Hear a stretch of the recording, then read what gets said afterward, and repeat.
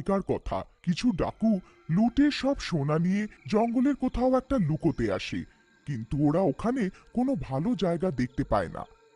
সর্দার, আমরা এতগুলো সোনা তো একত্রিত করে নিয়েছি, কিন্তু এটাকে লুকাই কোথায়? যদি আমরা একে গাছের উপরে লুকিয়ে দিই তো কারুর না কারুর নজর নিশ্চয়ই পড়ে যাবে। তুমি ঠিক বলছো কালিয়া, আমরা এই সোনা গাছের নিচে লুকাতে পারবো না। তোমরা এক কাজ করো, এখানে গভীর খাড্ডা খুঁড়ে এখানে সব সোনা লুকিয়ে দাও।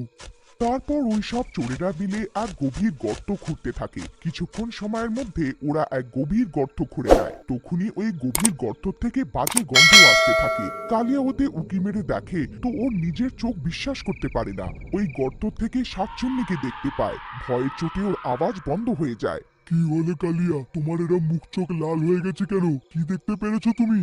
তখনই দেখতেই দেখতে ওই শাকচুন্নি ওই গর্ত থেকে বাইরে এসে যায়। ও আকারে অনেক বড় হয় আর সব ডাকাত খুব ভয় পেয়ে যায়, নিজের ধুতি তুলে ওখান থেকে পালিয়ে যায়।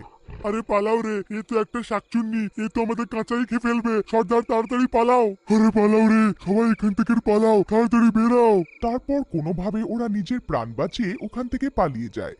আরে সর্দার, সব সোনা তো ওখানেই রয়ে গেল, এবার কি করি? আরে কালিয়া, সোনা তো আমরা আবার লুটে নেব, কিন্তু এই মুহূর্তে প্রাণ বাঁচানোটা প্রয়োজন। তাড়াতাড়ি বেরাও, হতে পারে ওই শাকচুন্নি আমাদের পিছু করছে। তারপর ওরা ওই জঙ্গল থেকে অনেক দূর পালিয়ে যায়। পালাতে পালাতে ওরা সব এক গ্রামে পৌঁছে যায়। আরে মশাই, কি হলো? আপনারা পালাচ্ছেন কেন? আরে ব্যাপারটা কি?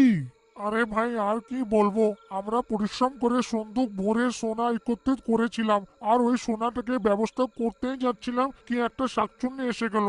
আমরা কিছু না ভেবে ওখান থেকে পালিয়ে এসেছি। আমার কথা মানো, রাত্রির অনেক হয়েছে, তুমিও এবার বাড়ি চলে যাও। এতটা বলে ওই সব ডাকাত ওখান থেকে চলে যেতে লাগে। জাগিরা অনেক লোভী মানুষ হয়, সোনার নাম শুনে বড়লোক হওয়ার স্বপ্ন দেখতে শুরু করে। আরে বাহ বাহ, এই ভীতু লোকেরা তো সব সোনা গয়না ছেড়ে চলে এসছে। এক্ষুনি ঠিক সময় বড়লোক হওয়ার। আমাকে জঙ্গলে গিয়ে দেখতে হবে ব্যাপারটা কি। তারপরও দৌড়াতে দৌড়াতে যায় আর সিধা জঙ্গলে পৌঁছে যায়। ওইখানেও একটা বড় শাকচুন্নি দেখতে পায়। ও ওই গর্তের কাছে দাঁড়িয়ে থাকে।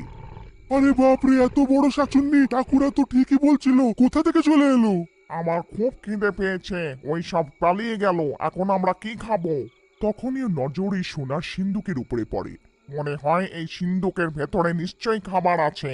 তারপর ওই সিন্দুকটা খুলে ওর ভেতরের সব সোনাগুলো খেতে লাগে। আরে মরে গেলাম রে, এই মূর্খ শাকচুন্নি, তুই কি করলি? সব সোনা গয়নাগুলো খেয়ে ফেললি, আমার সব ইচ্ছে জল ঢেলে দিলি। এখন আমি কি করি? কিন্তু এর তো কোনো ভোজন তো ছিল না যে শাকচুন্নি হজম করে নেবে। এই সোনা গয়নাগুলো শাকচুন্নির পেটের ভেতরেই থাকবে। বাস, আমাকে এই সোনা গয়নাগুলো ওর পেটের ভেতর থেকে বের করতে হবে। কেননা আমি ওর পেটের ভেতরে ঢুকে যাই আর সোনা গয়নাগুলো নিয়ে নি। আমি যাই, গিয়ে লাল্লানকে ডেকে আনি। ও সিধা দৌড়াতে দৌড়াতে যায় আর লাল্লানের বাড়ি পৌঁছে যায়। আরে লাল্লান, দরজাটা খোলো, আমি দরকারি কাজে এসেছি। তারপর লাল্লানের বউ আসে আর জাগিরাকে দেখে খুব রেগে যায়।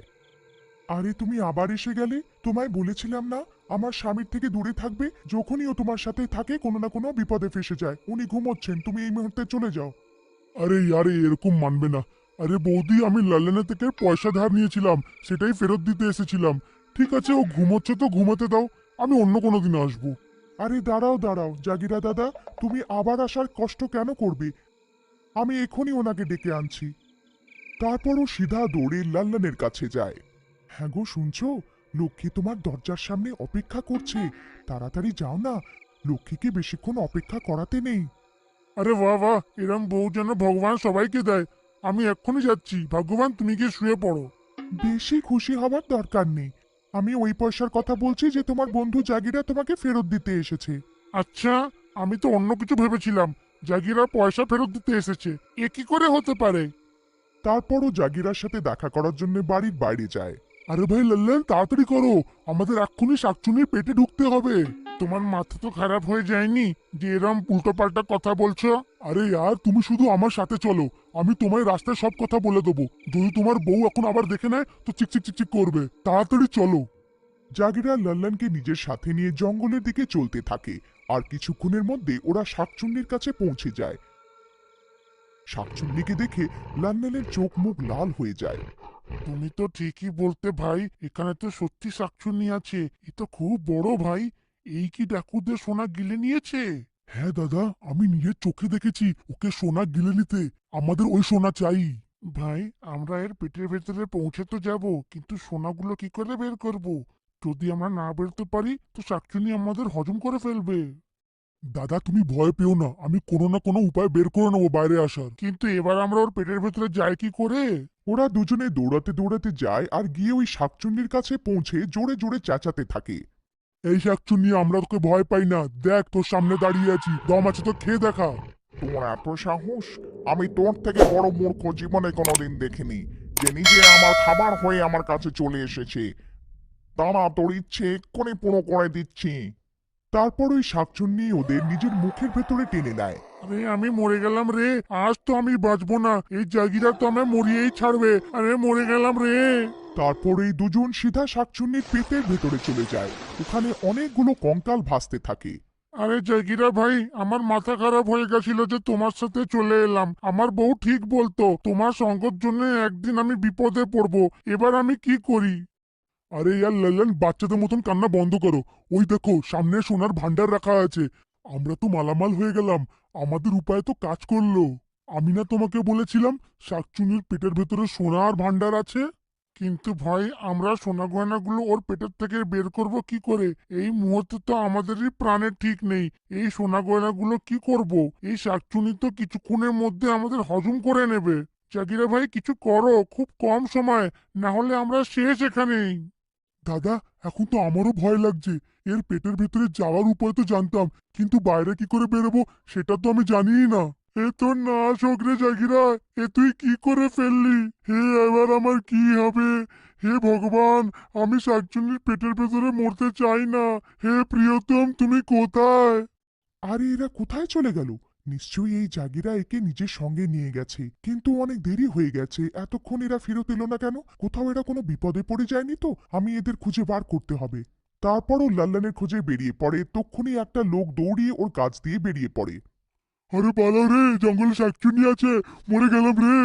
আরে ভাই, দাঁড়াও দাঁড়াও, কি হলো? তুমি এরম ভয় পেয়ে কেন আছো? আরে কি আর বলবো বোন, জঙ্গলে এক শাকচুন্নি এসে গেছে। ও আমার সামনে দুটো লোককে জ্যান্ত গিলে নিয়েছে। এখানে থাকাটা ঠিক নয়, তুমি তাড়াতাড়ি এখান থেকে চলে যাও। হে ভগবান, এই শাকচুন্নি আমার স্বামীকে তো গিলে নেয়নি। তারপর ও ওই শাকচুন্নির খোঁজে জঙ্গলে ঢুকে যায়। কিছুক্ষণ হাঁটার পর ও ওই শাকচুন্নিকে দেখতে পারে। হে ভগবান, এ তো অনেক বড়। নিশ্চয়ই আমার স্বামীকে গিলে নিয়ে থাকবে। আমায় কিছু না কিছু করতে হবে। তারপর ও নিজের ঘরে ফেরত যায় আর বাড়িতে রাখা মাটির তেল উঠিয়ে নেয় আর ওটা নিয়ে আবার জঙ্গলের দিকে ফেরত যায়। কিছুক্ষণের মধ্যে ও ওই শাকচুন্নির কাছে গিয়ে পৌঁছে যায়। এই শাকচুন্নি, দেখ আমি তোর সামনেই দাঁড়িয়ে আছি। ক্ষমতা থাকলে আমাকে খেয়ে দেখা। আরে বাহ, আজকের দিন তো অনেক ভালো যাচ্ছে। আজ তো আমার খাবার নিজেই আমার কাছে চলে এসে যাচ্ছে। হ্যাঁ হ্যাঁ, আমি তোমার ইচ্ছে এক্ষুনি পুরো করে দিচ্ছি। তারপর ওই শাকচুন্নি নিজের মুখ খুলে ওকেও নিজের পেটের ভেতরে ঢুকিয়ে নেয় আরও নিজের স্বামীর কাছে পৌঁছে যায়। লাল্লান এখন নিজের বউকে ওখানে দেখে আশ্চর্য হয়ে যায়।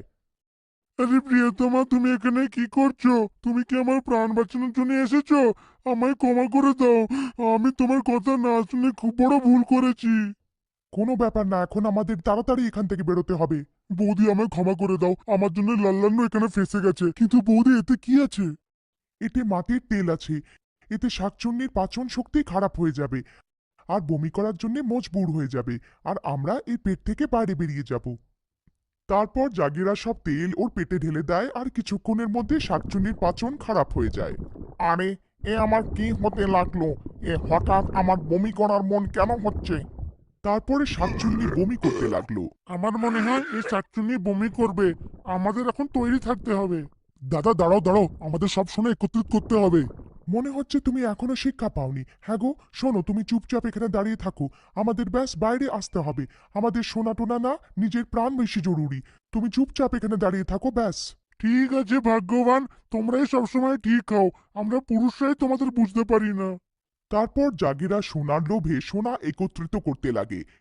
এর মধ্যে ওই শাকচুন্নি বমি করে দেয় আর লাল্লান আর ওর বউকে বাইরে বের করে দেয়।